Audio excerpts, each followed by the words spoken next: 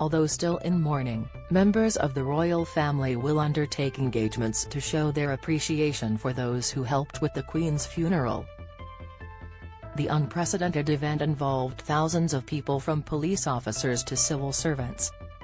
The events this week will primarily focus on thanking members of the military and will involve senior royal family members, according to Buckingham Palace. Members of the royal family will undertake engagements this week. Image, PA. The funeral marked the end of 10 days of national mourning in Britain. However, royal mourning will continue until Monday. On Thursday, Princess Anne will meet with Royal Navy personnel who took part in the funeral procession for the Queen. Meanwhile, Prince Edward, the Queen's youngest son, will visit Estonia and Germany to visit troops over a 3-day trip. Earlier today, Prince William gave a virtual speech to the Earthshot Prize Innovation Summit, a climate change conference backed by the royal. He said, "During this time of grief, I take great comfort in your continued enthusiasm, optimism and commitment to the Earthshot Prize and what we are trying to achieve." The Prince of Wales added, "Protecting the environment was a cause close to my grandmother's heart, and I know she would have been delighted to hear about this event." Praise has continued for the guardsmen who carried the Queen's coffin at the state funeral, with some calling for them to be honoured for their service.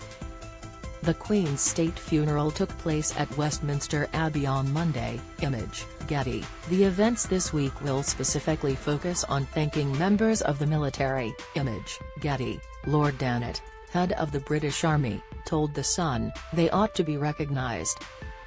The Royal Victorian Order is for personal service to the sovereign, and I would suggest you can't get more personal than carrying the sovereign's body throughout all the funeral services." The Queen's state funeral, which took place at Westminster Abbey on Monday, was watched by more than 28 million people across 50 UK channels. It was followed by a private burial service in Windsor, attended by family members.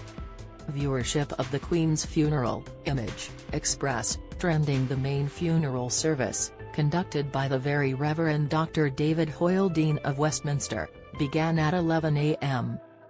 The sermon was delivered by the Most Reverend and Right Honourable Justin Welby, Archbishop of Canterbury. After the funeral, the Queen's coffin travelled in procession from Westminster Abbey to Wellington Arch, also known as Constitution Arch, which was built as an original entrance to Buckingham Palace and sits between the corners of Hyde Park and Green Park. From there, the coffin travelled to Windsor, where the committal service was held at St George's Chapel. The funeral was followed by a private burial service in Windsor, attended by family members. Image, Getty. Queen Elizabeth II was laid to rest in the King George VI Memorial Chapel, a small annex to the main chapel at Windsor. She was buried alongside her father, George VI, the Queen Mother and her sister, Princess Margaret. Prince Philip was previously in the royal vault but was moved to lie beside his wife in the chapel.